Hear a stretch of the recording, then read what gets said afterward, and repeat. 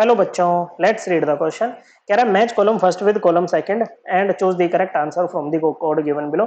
Column first में हमें shape और हाइब्रिडाइजेशन दे रखे हैं, कॉलम सेकंड में मॉलिक्यूल्स और आयंस है। मैच करना है बच्चों।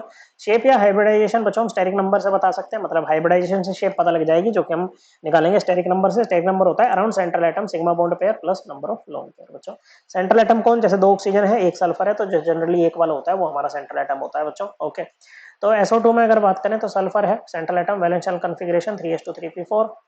ऑक्सीजन होता है 2s2 2p4, 6 electron valence shell में, एक और चाहिए इसको ऑक्टेट पूरा, दो और चाहिए ऑक्टेट पूरा करने के लिए, मतलब डाइवैलेंट साइड एटम होगा।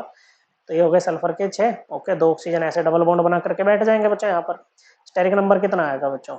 देखो मल्टीपल बॉन्ड में एक सिग्मा होता है, बाकी पाई होते हैं, तो यहाँ पर एक सिग्मा, यहाँ पर एक सिग्मा, दो सिग्मा बॉन्ड पेयर, दो लोन पेयर, स्टेरिक नंबर 4। जितना स्टेरिक नंबर आए उतने ही एटॉमिक ऑर्बिटल्स लो, सीक्वेंस में लगा दो, हाइब्रिडाइजेशन आ जाएगी बच्चों आपकी। क्या आ गई है बच्चों हाइब्रिडाइजेशन? यहाँ पर sp3 आपकी है, नहीं एक सेकंड बच्चों, एक दो, हाँ एक ही तो लोन पेयर बचेगा ना बच्चों, 4 इलेक्ट्रॉन गए ना बॉन्डिंग में इसके। ओके बच्चों, 4 इलेक्ट्रॉन यहाँ पर केवल बॉन्डिंग में गए हैं।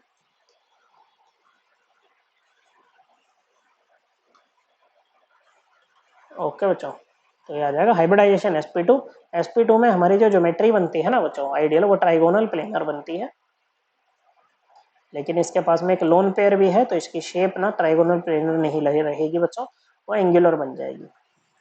तो SO2 वाला किसके साथ मैच करेगा? sp2 के साथ में बच्चों, तो C का क्या हो जाएगा बच्चों? P हो जाएगा। क्या हो जाएगा बच्चों? P। फिर दूसरा है XeF4। ओके बच्चों, XeF4 की बात करें, जीरोन का वैलेंस शेल कॉन्फ़िगरेशन होता है 5s2 5p6, 8 इलेक्ट्रॉन है वैलेंस शेल में, और फ्लोरीन होता है 2s2 2p5, 7 electron valence shell में, एक और चाहिए ऑक्टेट पूरा करने के लिए, मतलब ये मोनोवैलेंट साइड एटम होगा बच्चों। ओके, तो आपके पास में क्या है? XeF4 है बच्चों, 1 2 3 4 5 6 7 8, तो 4 फ्लोरीन चिपका लो इस तरह से। ओके, तो जीरोन के अराउंड सेंटर है। ये स्टेरिक नंबर देखो बच्चों, 4 सिग्मा बॉन्ड पेयर है, चारों सिंगल है बच्चों, सिग्मा ही है। ओके, और 2 लोन पेयर है, स्टेरिक नंबर 6, हाइब्रिडाइजेशन हो जाएगी sp3d2।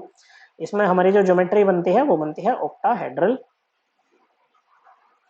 ओके बच्चों, और क्योंकि 2 लोन पेयर हैं तो ये एकदम अपोजिट डायरेक्शन में इस तरह से रहेंगे बच्चों, शेप हो जाती है स्क्वायर प्लेनर। ओके बच्चों, क्या हो जाएगी? स्क्वायर प्लेनर इसकी शेप हो जाएगी बच्चों। तो क्या लीनियर है? नहीं बच्चों। हाइब्रिडाइजेशन sp3d है? नहीं। ओके, sp3d2 है, तो d का हो जाएगा q। ओके, c का p और d का q। ओके बच्चों, दो ऑप्शन में हमें दे रखा है, तो ये दो एलिमिनेट कर सकते हैं हम। ओके, c का p, d का q, c का p, d का q। ओके बच्चों, फिर BeCl2 की बात करते हैं बच्चों। ओके, बेरिलियम है, वैलेंस शेल कॉन्फ़िगरेशन होती है 2s2। क्या होती है बच्चों? 2s2 इसकी होती है valence shell configuration. Okay, chlorine होता है आपका 3s2 3p5, 7 electron valence shell में, एक और चाहिए ऑक्टेट पूरा करने के लिए, मतलब मोनोवैलेंट साइड एटम होगा ये भी। ओके, बेरिलियम के 2 इलेक्ट्रॉन। ओके, यहाँ पर 2 इलेक्ट्रॉन Cl के आ जाएंगे बच्चों, ऐसे शेयर कर लेंगे। स्टेरिक नंबर क्या आएगा अराउंड बेरिलियम? ये आ जाएगा बच्चों, 2 सिग्मा बॉन्ड पेयर है, कोई लोन पेयर नहीं, स्टेरिक नंबर 2, हाइब्रिडाइजेशन sp। तो इसमें ज्योमेट्री क्या हो जाती है बच्चों? और क्योंकि लोन पेयर नहीं तो शेप भी ये रहेगी लीनियर। ओके बच्चों, तो ये आएगा आपका लीनियर। तो ए जो है वो आर के साथ मैच करेगा। ओके बच्चों, ए किसके साथ में? आर के साथ में, ए का आर। ओके बच्चों, तो ये रहा ए का आर। ठीक है बच्चों, अब है आपके पास में I3 माइनस, आयोडीन की वैलेंस शेल कॉन्फ़िगरेशन होती है बच्चों 5s2 5p5, 7 इलेक्ट्रॉन है वैलेंस शेल में, एक और चाहिए ऑक्टेट पूरा करने के लिए, मतलब में मोनोवैलेंट साइड एटम है। और मोनोवैलेंट साइड एटम देखो, सेंट्रल एटम भी यही है, मोनो और साइड एटम भी यही है। और जब भी मोनोवैलेंट साइड एटम होता है ना, तो नेगेटिव चार्ज सेंट्रल एटम के ऊपर जाता है। तो आयोडीन है, 7 इलेक्ट्रॉन पहले से थे, एक और ले लिया। ओके बच्चों, और 2 आयोडीन लगा दो बच्चों कैसे भी। तो स्टेरिक नंबर कितना आएगा बच्चों? यहाँ पर 3 लोन पेयर है, 2 सिग्मा बॉन्ड पेयर है, स्टेरिक नंबर 5, हाइब्रिडाइजेशन sp3d।